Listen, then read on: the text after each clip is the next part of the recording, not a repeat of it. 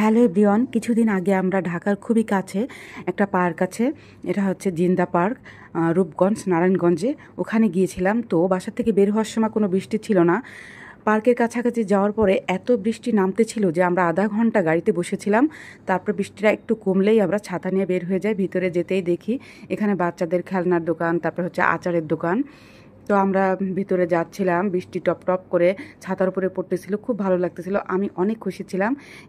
ভিতরে যেয়ে দেখি অনেকেই বৃষ্টি ব্লাশ করছে, ভিজতেছে, প্রচুর মানুষ ছাতা নিয়ে হাঁটাহাঁটি করতেছে, খুব ভালো লাগতেছিল।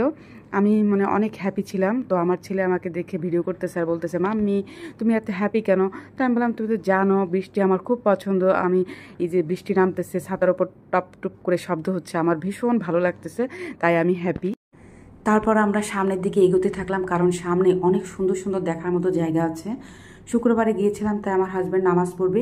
এখানে খুবই সুন্দর একটা মসজিদ আছে, এই যে মসজিদ দেখতে পাচ্ছেন, পাশে একটা মন্দির আছে। আর পার্কে ঢোকার পরেই ঠিক প্রথমের দিকে হাতের বাঁয়ে দেখবেন বিশাল একটা মাঠ, স্কুল আছে।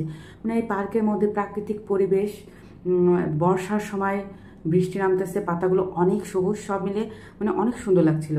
যেহেতু আমরা দুপুরে গিয়েছিলাম, সেহেতু আমাদের প্রচণ্ড ক্ষুধা লাগছিল, তাই আমরা এই রেস্টুরেন্টে আসি। রেস্টুরেন্টটার অনেক লোকজন ছিল, কোনো টেবিল পাচ্ছিলাম না। এখানকার ম্যানেজার আমাদেরকে একটা টেবিল খালি করে দিল, পরে আমরা বসলাম।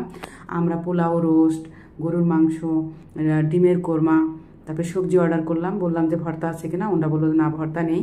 যদি 2 ঘন্টা আগে ওনাদেরকে ফোন দিয়ে অর্ডার করা যায়, ওনারা তাদের জন্য স্পেশালভাবে রান্না করেন। তা খাবারগুলো বেশ মোটামুটি ভালোই ছিল। আমরা খাওয়া দাওয়া শেষ করে আবার বেরিয়ে পড়ি। আমার মেয়ে তো যে বৃষ্টিতে ভিজবে, তাই সে দৌড় দিচ্ছিল। তাই আমি বললাম, না তুমি ছাতা নাও, ভিজলে তোমার ঠান্ডা লেগে যাবে। ও ঠিক আমার মতোই বৃষ্টিকে খুব ভালোবাসে, ভিজতেও খুব ভালোবাসে। তারপর আমরা এই যে দেখতে পাচ্ছেন সুন্দর একটা রাস্তা, এই রাস্তা দিয়ে হাঁটতে শুরু করলাম।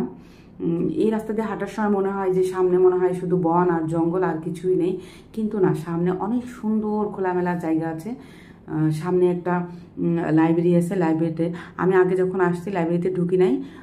আমার ছেলে মেয়ে হাজব্যান্ড বললো লাইব্রেরিটা নাকি অনেক সুন্দর, তাই আমি ভেবেছি এইবার ঢুকবো। তো আমরা যাচ্ছি, দেখেন কি সুন্দর প্রাকৃতিক দৃশ্য, দেখলেই কলিজাটা ঠান্ডা হয়ে যায়। একটা মানসিক অন্যরকম একটা শান্তি পাওয়া যায় এখানে আসলে। বৃষ্টির টাপটুপ সব খাওয়া দাওয়া শেষ করে আমরা চলে আসি লাইব্রেরিতে।